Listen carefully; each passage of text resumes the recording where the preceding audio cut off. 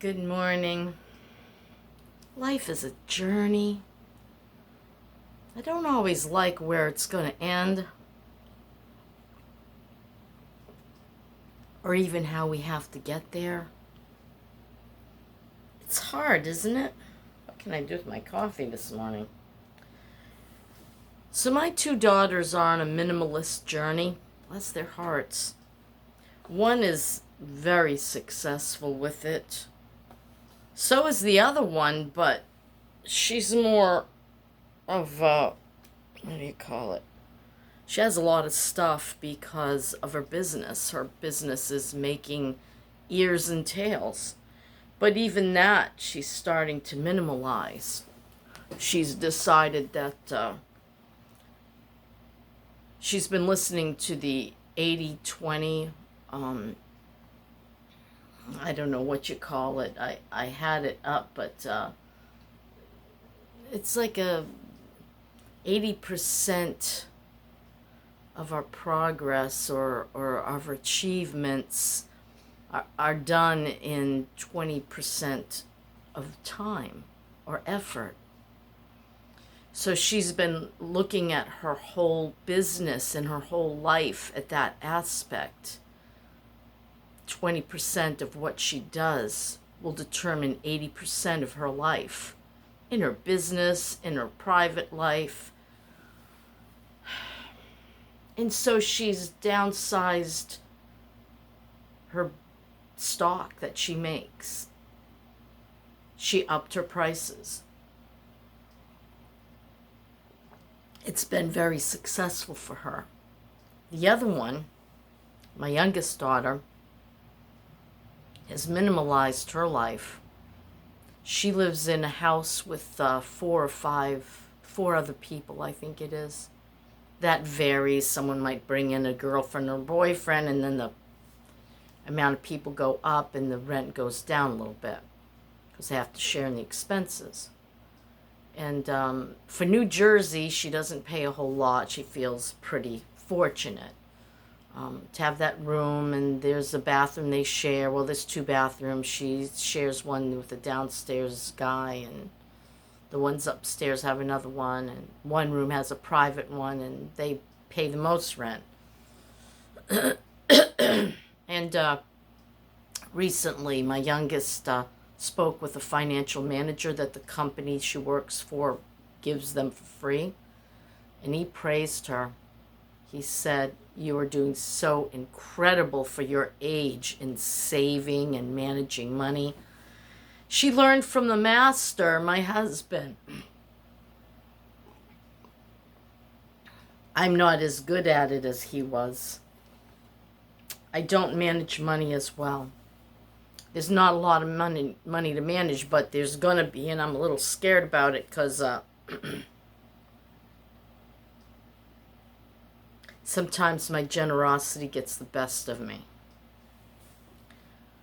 And I have to, and it's hard not to be generous. I like to be generous. I like to give. I like to share. But I'm just really scared. This is all I'm going to have left in the whole world for money. And that's a really frightening realization. This is your last chance, Nikki, and you better do it right this time. Though I feel like I've done it right up until this point. I know my limitations. And I did want to minimalize my life. I know that kids can get stuck with a mobile home in a senior park, and the rent never stops. It's $480, and God knows what, in January, it's $480 every month. I sold this pretty fast.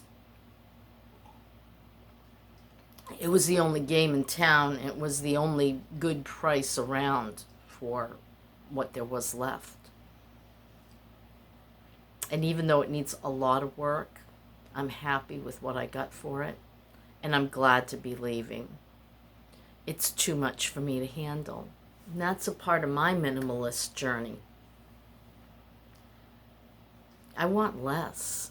I don't want my kids to have to deal with all this. So soon, everything I own is going to be in a 10 by 15 space, and I can really, really look at it. What do I have? What do I want?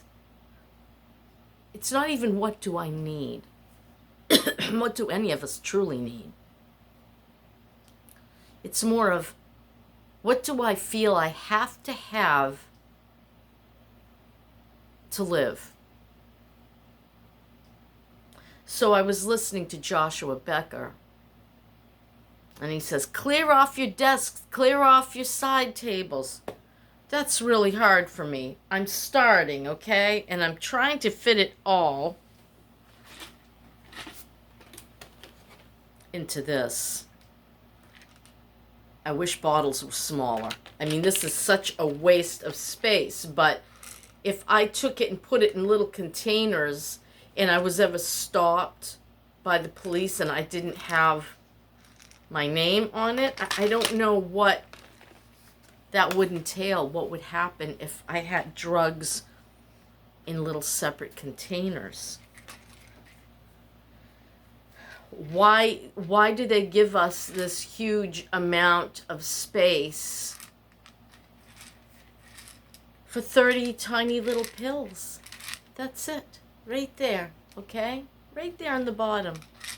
So it's taking up a lot of unnecessary space. And I have several of these bottles because I want extra in case a hurricane knocks out power, I can't get to a pharmacy or a doctor. I mean, stuff happens, and yeah, I like to be somewhat prepared. I don't go to the lengths I did when I was a doomsday prepper. As a matter of fact, I have a minimal amount of food in here. Good Lord. So I'm working on it, and I've whittled that down, the first table, and I got to work on the second table. Do you want to see it? Heavens to Murgatroyd. Table number 1. Wait a minute. Can you see that? Oh, the legs on this is so long. This is table number 1. I'm having a very hard time getting rid of the crown that Finn got me for my birthday. He picked it out himself, and to give it away just hurts. I'm going to ask him about it. Yeah, I got to deal with that. The more I deal with it, the worse it gets. I'm telling you. The more I deal with that table, and it looks great, and then suddenly it's full of crap again. As I'm pulling stuff out of drawers and boxes, and then I end up putting them there because I know I need to deal with it. Pens, pencils, sharpeners, write-on wipe-off markers. We live in a world of stuff. Super glue, it always comes in handy. Regular glue, I use it a lot because I have a lot of old postage stamps from the 70s and 80s, and the glue is no good, but I still want to use the stamp. I just put a little glue on the back and shove it on the envelope. You can't tape them because then they can't stamp them. So yeah, stuff.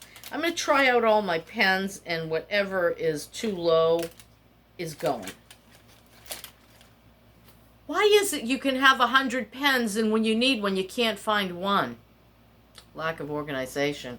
So I put everything in here. But then I got several of these, which I know I have to get rid of.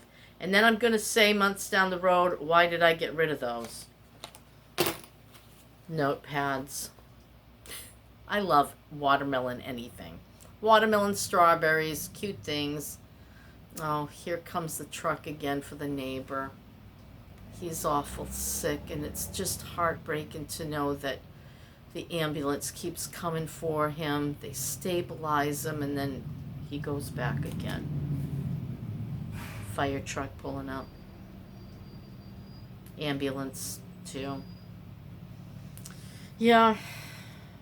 So I don't want this stuff here for my kids to have to deal with. So November's going to be big. I've asked for 2 spots at Renninger's. I got my old one back, and I wanted the second one, which they haven't released yet. And I said, put my name on it. If they release it, there's a big giant tree there, which I love because it's shade for me and whoever's helping me. I want to blow out everything if I can. I really don't want to do another show. It's costing me because I don't have a van. And you have to pay for your spots. Thank God these are only $150 each. I'm going to try to get 2 spots. That's $300. I'm going to use my tent and their tent. I won't have to pay for tents. They have a ton of tables. They've just got to get their crap off of them in the backyard so I can use them. I may have to rent tables if it comes to that.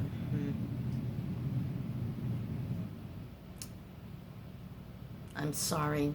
Living in the past takes up time, takes up energy. It takes from what you should be doing right here and now. I'm going to start working on letting go of the past, and whenever I see EMT's ambulance, it just reminds me of him and how he wasn't going to stand for that. And that I'm glad he didn't stand for that. I'm so glad he took a stand and said, no, this is where my journey ends. I'm not going. I was watching this woman on YouTube about, how to live without the one you can't live without. It's just, she's an incredible speaker, older woman. And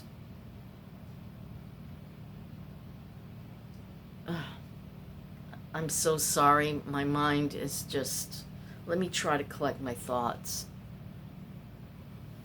She spoke of her husband's last days and moments. It hit me so hard. She talked about the progression of the illness, that he was in so much pain they had to bring him to hospice when where he wanted to die was at home. And then everything hospice had to do. And how, though the pain was gone, so was his consciousness most of the time he was sleeping. And then after that, he had trouble swallowing. And then after that, he had trouble breathing, and then trouble living, and then he was gone.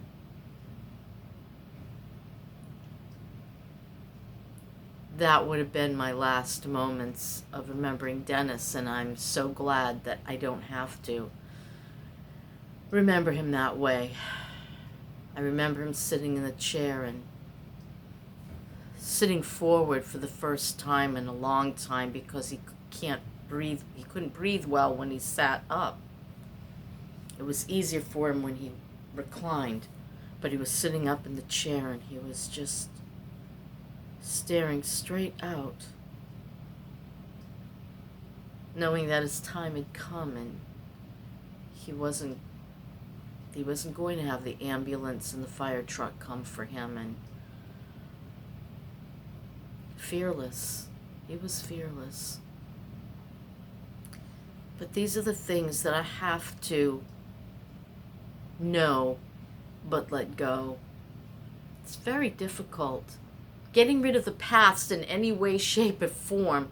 And your past is always your past. I get that. But living in it is taking valuable time away from what I could accomplish now. That's what I'm thinking. So not only am I trying to minimalize my life physically, I would like to minimalize my brain, my thoughts, where my mind goes. Sometimes it just draws a blank, and that's okay. There are times I just want to sit and be quiet and think nothing at all. And there are other times my mind's working busily. I want this, I want that, I want to change my destiny. And that's all right too. I should want to change my destiny. I shouldn't be content with where I'm at any age or in any circumstance. Okay, Nikki, you can't do many, many things. It's clear. That yard sale, setting it all up by myself, it took me days. And then it took a couple of days to bring it back down again. And then I needed a couple of days to recoup from doing all of that. And so I realize flea marketing may not happen for you, Nikki. Not even that. Something I thought, gee, I could set up as I'm able. Well, it takes me days, and most flea markets are one day. Sometimes 2 or 3 if you can find the right ones, and a couple times a year, 5-dayers. But the problem being, it's expensive. I don't want to go back to flea market life. I don't think so. It's too much for me. I'd need a helper, and then I'd have to go buying, and I'm very limited how much time I can spend. I guess part of minimalizing for me is figuring out, what can I do? What should I learn?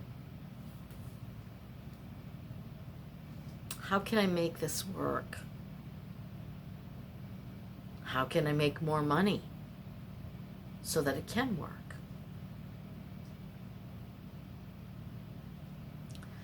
So I'm constantly, working it out. But I'm really excited. I have my storage facility. I just rented my van. I tried to stop my Medicaid, and the whole thing got jammed up, and I couldn't finish getting rid of it.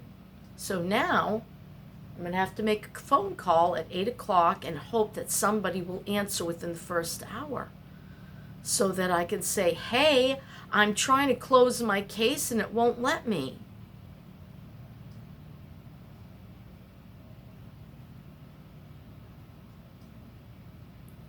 So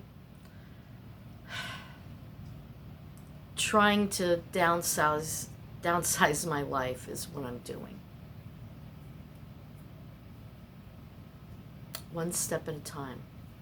One little thing at a time. One little table at a time. And even if I can't get it done by the 31st of August, everything will be out of here. It'll be in storage, and I can start working on it there.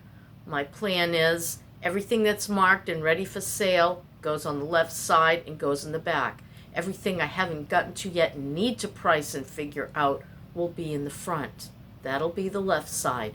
On the right side will be what's left of my life. I'll have no furniture left. It's all staying here. I will have, I am going to go through that little 3-drawer personal toiletries stuff and whittle it down once more. And I have 3 other drawers of stuff that is mega important to me. So I'll be able to deal with my personal stuff as I'm, going along, and I dearly hope to have my storage facility empty by December 1st. That's my hope and my plan, and only have what I'm going to carry with me, which I really wish I could get to just a backpack, as Dennis always said. That would be incredible. And I don't mean one of them big backpacks. I mean just a small backpack, because I can't carry a big hiking backpack on my back. No. I would just like everything in one small space. Would that be amazing, or what? How freeing would that feel? I think it would be amazing. I messaged a guy. I don't know how I met him, how I found him, maybe a blog. And he lived for years with just a backpack. That's all he owned. Then he met a woman, and he settled in, and he no longer needs just a backpack. So that's my story today, and where I'm at and what I'm trying to accomplish. And I think I'll go now because I need to eat breakfast, and then I need to continue on my old bedroom, which is the guest room. I'm doing pretty good. A lot of that's staying too. So that's my story, and I'm sticking to it. Thanks for following my journey. I know it's not turning out the way I had planned, in that I was so hoping to have my vehicle.